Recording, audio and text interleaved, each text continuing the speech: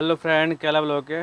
तो कई भाइयों के मन में डाउट होता है, जो भाई हार्डवेयर जो शॉप खोले हैं, नई शॉप खोले हैं या शॉप साल 2 साल हो गया चलते हुए।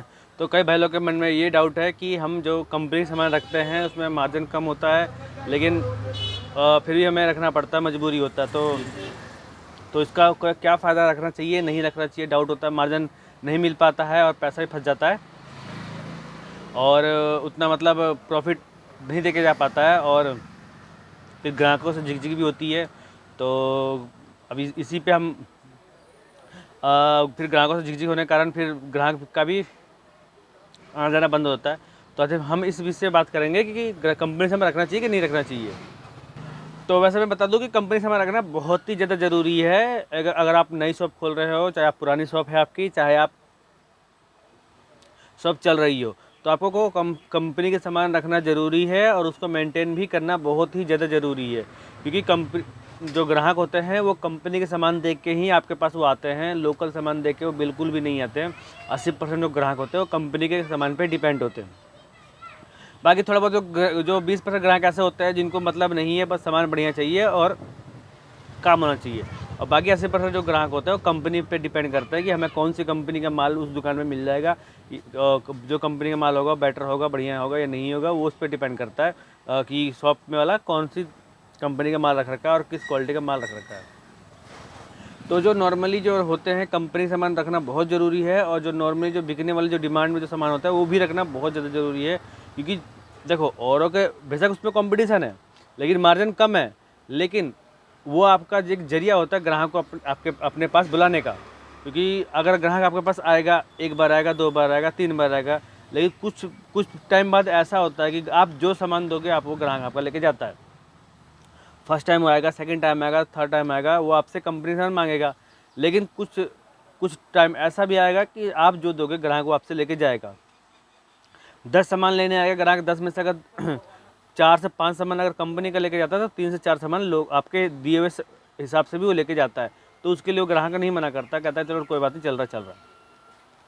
तो इसीलिए आप ये मत सोचो कि इस कंपनी में मार्जिन नहीं है, पैसा फंस रहा है, फिर ग्राहक के साथ कंपटीशन है, दुकानदारों से, तो कोई फ़ायदा नहीं रखने का। इस आपका जो मेन जो शॉप का मतलब ही कंपनी, अगर आप कंपनी में किसी भी आप शॉप में कंपनी सामान नहीं होगा तो आपके पास वो ग्राहक बिल्कुल भी नहीं आएंगे।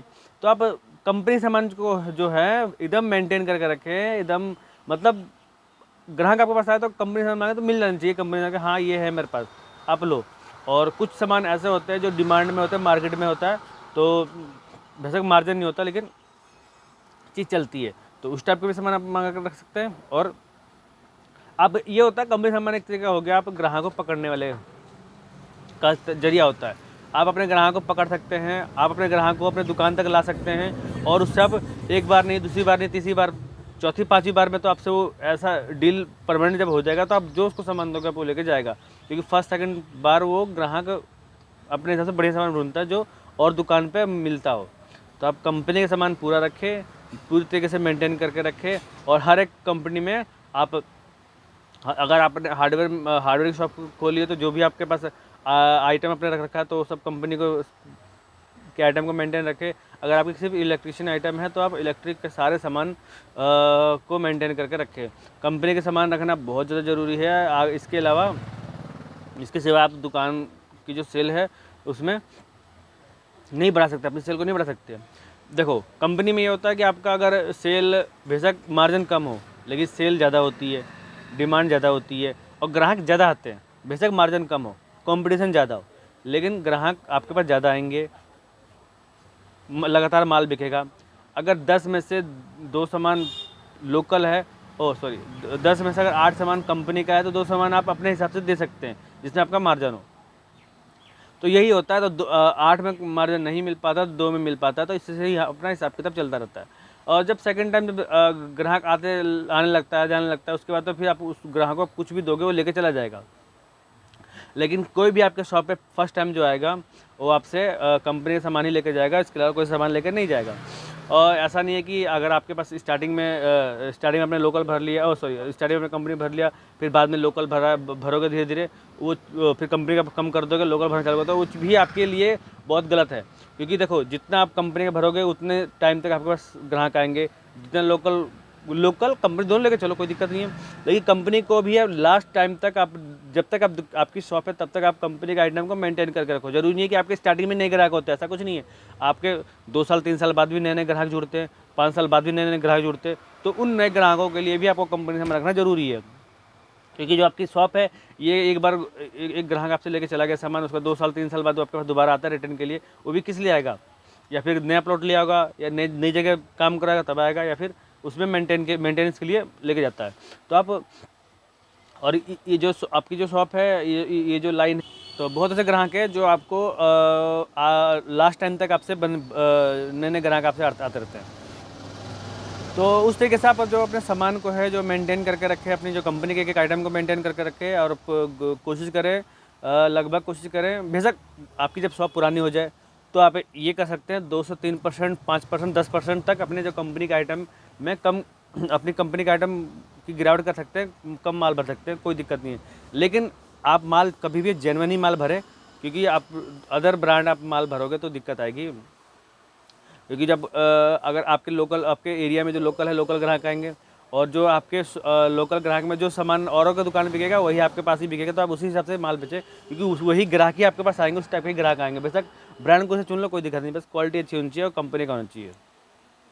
और दूसरा ब्रांड, लोकल ब्रांड कम रखें, कोशिश करें कंपनी का ब्रांड ही रखें, और अपने तरीके से अपने जो काम हिसाब किताब है चला के रखें। और जो भी है, और जो कंपनी लोकल सामान है धीरे धीरे भरे, समय के हिसाब से भरे, और डिमांड के हिसाब से ग्राहक को दे। और जब फर्स्ट ग्राहक, पहला जो ग्राहक आपके पास कभी भी आएगा, चाहे स्टार्टिंग में आया, चाहे बीच में आया, चाहे एंड में आया, कभी भी आपके पास आए, ग्राहक जो मांगे उसके हिसाब से सामान दो। ये नहीं कि ग्राहक मांगा कुछ और, आपने कुछ और दिया, तो आपके पास एक बार आएगा, दूसरी बार वो नहीं आएगा, वो कहेगा यार वो तो जो मांगो कुछ और अपने हिसाब से दे देता है, तो वो फिर ग्राहक को चेपने वाली बात होती है। तो उस तरीके से ग्राहक को मत करो आप, अपने हिसाब से। जब आपके पास ग्राहक आए, उसको जो फर्स्ट टाइम में जो ग्राहक सामान ले रहा है उसको दो और उसको फ्री कर दो। जब सेकंड टाइम आए तो भी उसके हिसाब से दे दो, कोई दिक्कत। जब तीसरी बार आए आपके पास ग्राहक, तो अपने हिसाब से सलाह दो उसको, क्योंकि ग्राहक जो होता है 80% जो ग्राहक होते हैं वो दुकानदार की सलाह पे काम करते हैं। और बहुत ऐसे ग्राहक होते हैं, अगर आप सलाह अच्छी दोगे तो आपके हिसाब से वो काम कर लेंगे, और हालांकि बहुत हद तक सक्सेसफुल भी होता है। तो उस हिसाब से आपका मार्जिन बनता है। ग्राहक को समझाने पे, आपको ग्राहक को समझाने पे आपका ग्राहक आपकी बात समझता है, तो आपका उस टाइम प्रॉफिट शुरू होता है। तो ये प्रॉफिट आपका करीब 2 साल 3 साल बाद ही आपको दिखेगा कि हाँ प्रॉफिट मेरा ये है और मार्जिन ही है।